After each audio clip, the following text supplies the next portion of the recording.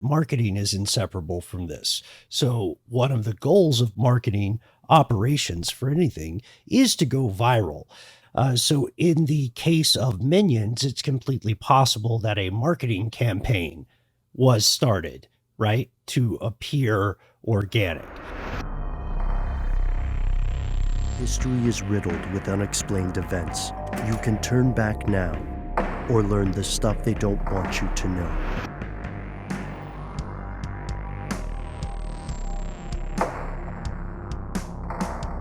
Fellas, have either of you ever been to a screening of the Rocky Horror Picture Show? Yes. Yes. You know what? You guys have both also been to Space Camp. I haven't been to Space Camp. I've also never been to a screening of the Rocky Horror Picture Show. But it's down the street. It's like every Friday. I know. Down the street. I know. Walk out of the bar that we're always at and go left. I've just never managed to go. It's not something I feel like I should go to by myself, but maybe I'll change that. Here's the thing. Like, okay, so films like that and like the what is it? The Room. There are other ones. Mm-hmm. They're usually, long-standing cult classic films that have these traditions of people showing up in costume, bringing particular props, shouting at the screen, singing little songs, doing little rituals that are kind of outside of the film itself. It's very participatory. Anybody that hasn't seen the film or isn't familiar with the culture would be completely clueless as to what's going on. But also, it would probably be very entertaining. You don't typically associate that kind of stuff with brand new first run movies that are like, in the theaters for a holiday weekend. Mm-hmm. But thanks to a little something called TikTok, that's now beginning to change with the release of Minions, The Rise of Gru. So I sort of started getting hip to something in the water before the movie even came out, in that it was getting memed like crazy. I mean, Minions have been meme fodder for some time. They're cute little guys. They all kind of have a different look. There's different arrangements of them. You can do that kind of image macro where you have this stack of minions represent one concept and this other minion that's being abused in some way representing another. But all of a sudden, leading up to the release of The Rise of Gru, the minion meme content just kind of started going out of control. And my kid's pretty tapped into this stuff, more so than me and any of us, I think, at least in terms of the very kind of specific kind of TikTok meme culture, which is its own thing. And I'm sort of like a second run TikTok memer. I'll see them when they've been reposted on Instagram a couple of days later. But I was curious, and all of a sudden my kid's just losing her mind about this new Minions movie. And she's never really been, the Minions movies are fun, Despicable Me and all of that and Gru. But it's never been something that she's been particularly bonkers about. And all of a sudden she is not staying with me this particular night, and she goes to see Minions and is messaging me after and saying, "Oh my God, Dad, it was absolutely, top quality cinema. There were so many dapper gentlemen in the crowd." I'm like, "What?" Ooh, Gentleminions. That's what they're called. Yeah. And then I realized, she's like, "What, you don't know about the hashtag Gentleminions trend?"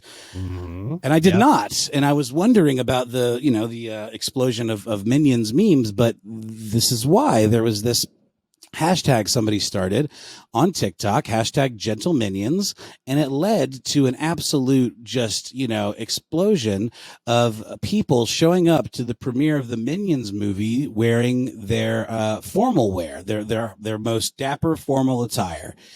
Not only that, suit jackets, collared shirts, ties, and all of that stuff, going to theaters to see this movie. Not only that, and you may know that the Minions are quite fond of bananas. They say banana a lot, and they like bananas for whatever reason. I think weren't the Minions like born on an island or something? Or am I thinking of the Oompa Loompas? I might be confused. There's a lot of crossover in this lore. But anyway, people across the country and the world have been showing up to premieres of the Minions movie, The Rise of Gru, wearing formal attire, doing all kinds of crazy dances, shouting at the screen, throwing bananas, making a real hullabaloo. And it's led to some of the largest theater chains on the planet, specifically one called Odeon, that I think is only in the UK and Australia. It's not in this neck of the woods or in this country, leading to them banning anyone showing up to the Minions movie wearing formal attire. I'm not joking. You can find images online of people posting photos of, you may remember, I think it was one of the Incredibles movies where there was a lot of controversy around, there was like a scene that had a lot of flashes in it that could lead to epileptic issues with people that have that condition. And so there were signs saying, warning people that this film contained a sequence, with some really bright, rapid flashes. This sign is much different. It reads, due to recent disturbances following the hashtag Gentleminions trend, any group of guests in formal attire will be refused entry for showings of Minions: The Rise of Gru. Disturbances, and I kind of get it, because it's like, this isn't a cult movie. When you go to see Rocky Horror Picture Show, you know what you're signing up for. You're going to be a part of this kind of experiential thing, this sort of interactive, almost theater. But people that are just fresh out of a pandemic, finally making it out of the theaters with their kids who are maybe, pandemic babies who are just now maybe old enough, maybe not babies, but you know what I'm getting at, to see a first run theatrical release, of which there are much fewer lately, of course. This could be kind of annoying. They apparently, a lot of these theaters, including Regal Cinemas here in the United States and AMC and the like, have had to issue a lot of refunds. So while the company Illumination Entertainment behind the Minions movie seems to have embraced this trend, they actually did a tweet saying that they, people showing up to see the Minions movie in your suits, we see you. It actually specifically, it's Universal Pictures, which is who owns Illumination. To everyone showing up to at Minions in suits, we see you and we love you. And then the little emoji of the heart fingers. But again, this could potentially be causing some financial disruption to the actual franchises of the theaters. There was even a story I saw about some, teens, adults even, adults is a relative term, I suppose here, but dressing up in like outfits like resembling like custodial staff and, sneaking in buckets of bananas that they then, ran amok with. So I don't know. I just think it's fascinating what leads to a meme like this and how it can go one of a couple of directions. This is obviously one that's been very positive for the movie overall, because it's, I think, a record-breaking opening weekend. I think it made, north of $100 million. I think it's like, heading towards breaking some records for an opening 4th of July weekend. But also it seems to be causing some problems for the individual theaters and also for, parents trying to take their kids to the movie, not wanting to be disrupted by ironically suit-clad tweens. Another example of this that maybe didn't go this direction, that we talked about a little bit off air, that I'd love to hear what you guys think about, is what happened with the movie Morbius, which is a pretty poorly reviewed DC movie, or Sony rather. It's a Spider-Man villain, or I don't know, he's kind of an anti-hero, I guess, played by Jared Leto. He's like a doctor that becomes a vampire, and apparently the movie's quite bad, but it created so much meme content that even after it bombed in the theaters the first time, Sony was like, hey, look at all these memes. So they re-released it to a second run in the theaters, specifically on the steam of these memes, meme steam, and it bombed a second time. So it was like double embarrassing for Sony, because they didn't quite get why the memes were happening. But Universal seems to have just kind of rolled with it. So I don't know. What do you guys think? What makes a meme? What makes a moment like this? Well, I haven't seen Morbius yet, guys, so I don't know. I don't know about that. I'm trying to think of other meme things like this. The only thing I can remember is Star Wars, when it was just at the end of high school and the new Star Wars were coming out. What were those, the prequels? Yeah. And people were just going to the theaters dressed as Jedi. That's all. That's the only thing I can remember. Yeah, that's a common thing. There's also, inseparable from this conversation is something that Matt, you and I touched on briefly a while back, and then I think the three of us touched on it in an earlier strange news segment. It's that marketing is inseparable from this. So one of the goals of marketing operations for anything is to go viral. So in the let me think back through what you were saying.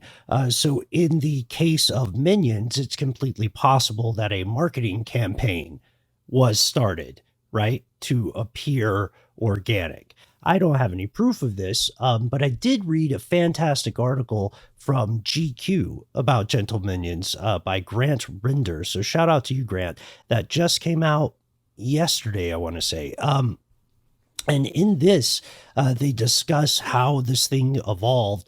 The world of ubiquitous media has definitely eased the process, lessened the friction of making things go go viral. Though I don't care for the way that phrase is used often. I like to think when these things happen that they are organic and that people are just enjoying it and working together collaboratively the way that people in sports stadiums would toss balls, right? Together with strangers you didn't know, or do the wave. Right. And so the reason I think that's such a good comparison is, and I'm not sure if people have made that comparison yet, is because it asks very little from the participant, and the reward for your action is to be part of something bigger. But it's also very easy to game that. Especially if you can originate a hashtag and sort of hide your hand, or get some influencers to originate a hashtag. In the goal of Morbius, now I'll shut up in a second. In the goal of Morbius, I do want to point out that this was reversed because the people who were doing this on forums across the internet knew that they control the studio's marketing arms, right? And they wanted Morbius, which has been a panned film, right? They wanted Morbius to flop, and so they tried to make it seem as though there was this groundswell, even though it was quite sarcastic and snarky if you were in the know, and it worked. They got trolled successfully. Morbius's re-release made $300,000 over the weekend when it first released. That breaks down, according to Hypebeast, that breaks down to about $289 per theater. So they really did a successful trolling. I'm just saying those are two examples of how it can go either way, but hopefully it's completely organic. And I think every time I've seen a marketing company or marketing department try to create something organically or create something that resembles an organic meme, it usually falls flat. So I would argue that this Minions thing is just an example of ironic Gen Z humor kind of run amok in a way that's pretty innocuous and just leads to some kind of viral moments and mild annoyance, for theater employees. Guys, I'm looking at Box Office Mojo for Morbius. It's looking like it's worldwide release. Remember how we talked about the international versus domestic releases? It's made almost $164 million. Now that's interesting, Matt, because you got to wonder if these American memes are translating to butts and seats in other countries too. Because there really is no. It depends on the country, I guess, and how your internet is or is not censored, but things are interpreted differently. And also, we know that movies that maybe seem corny here or are panned sometimes do remarkably well in other countries, depending on, the property. So that's, obviously that makes the movie worth having been made. So I don't know that executives are like too salty about all this stuff at Sony. If that's the case, that's pretty good. But what was the budget of the movie? I don't have that information here. Usually you do when you check out Box Office Mojo. Anybody else? 75 million. Okay, yeah. There you go. Original release earned 163 million worldwide, only 74 million domestically. So it earned $1 million less domestically than its $75 million budget, but internationally, it's basically considered kind of a mild success. But it does have the rare distinction of being one of the only, if not the only, movie that bombed twice at the domestic box office. Wow. So there you have it. Minions and Morbius, memes and movies. What makes a meme? Let us know.